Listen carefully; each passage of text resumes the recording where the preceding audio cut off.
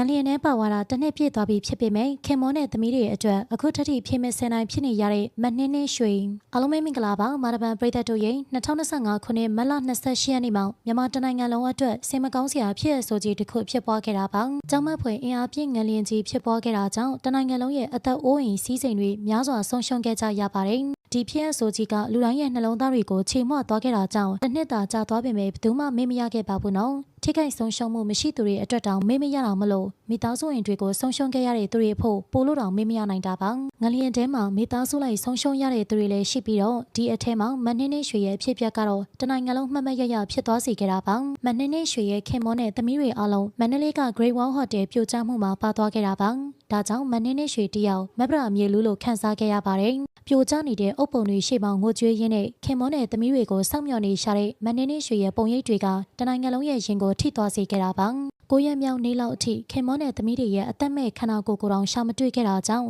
မနှင်းနှင်းရွှေကိုအသနာပို့ခဲ့ရပါတယ်ဗုဒ္ဓဟောတဲ့ဇတ်တော်ကြီးထဲမှာမပရာမြေလူဆိုတဲ့ဇတ်တော်ကိုဗုဒ္ဓဘာသာဝင်တိုင်းကြားဖို့ကြတယ်ဆိုပေမဲ့အပြင်လက်တွေ့လောကမှာတော့မရှိတော့ဘူးလို့ထင်မှတ်ခဲ့ကြပါတယ်ဒါပေမဲ့ငလျင်ကြီးဖြစ်သွားတဲ့အချိန်မှာတော့လင်းသေးသားဆုံးရတဲ့ခေတ်သစ်မပရာတွေကိုဝမ်းနဲ့ဖွယ်မြင်တွေ့ခဲ့ရတာပါဒီအထဲမှာမနှင်းနှင်းရွှေကလည်းထိတ်ဆုံးကနေပါဝင်ခဲ့ရတဲ့ရှင်ခင်မွန်ရောသမီး3ယောက်လုံးပါဆုံးရှုံးရပြီးတမိသားစုလုံးမှာတယောက်တည်းပဲကျန်ရစ်ရတဲ့အဖြစ်ပြက်ကောင်တုံယုံလူဆိုရင်တော့ရင်ကွဲနိုင်လောက်ပါတယ်တောင်းခံနိုင်ဖို့ရမလွယ်ကူပေမဲ့မနှင်းနှင်းရွှေကတော့တောင်းခံနိုင်ခဲ့ပြီးတစ်နှစ်တောင်ပြည့်သွားခဲ့ရပါပြီရှင်တစ်နှစ်အတွင်းမှာတော့နေ့စဉ်မပြတ်လွှမ်းဆွနေရပေမဲ့ခင်မောနဲ့သမီးတွေအတွက်ကုသိုလ်တွေပြုပေးနေကြတာပါသာသနာ့ဘောင်ကိုလည်းဝင်ရောက်ခဲ့ပြီးတီလာရှင်အဖြစ်နဲ့ကုသိုလ်တွေပြုရင်ခင်မောနဲ့သမီးလေးတွေကိုအမျှတမ်းပေးဝင်ရင်သာဖြတ်တန်းခဲ့ရတာပါအစပိုင်းမှာတော့ခင်မောတဲ့ကမကြမကြအိမ်မက်လာပြီးတက်ပေမဲ့မနှင်းနှင်းရွှေကနောက်ဆုံးမှာတော့ခင်မောတဲ့ဘဝကူကောင်းနိုင်စေဖို့အပြတ်ပြောကြားခဲ့ရပါတယ်အခုလိုအမြဲတမ်းကုသိုလ်တွေလုပ်ပေးနေတယ်ဆိုတာကခဏတာပဲဖြစ်သွားနိုင်ကောင်ရေရှည်ကြာလာတာနဲ့အမျှမေ့သွားနိုင်တယ်လို့မလုပ်ဖြစ်တော့တာတွေလည်းရှိလာနိုင်တာမလို့တီလာရှင်ဘဝနဲ့ကုသိုလ်တွေလုပ်နေတုန်းမှာ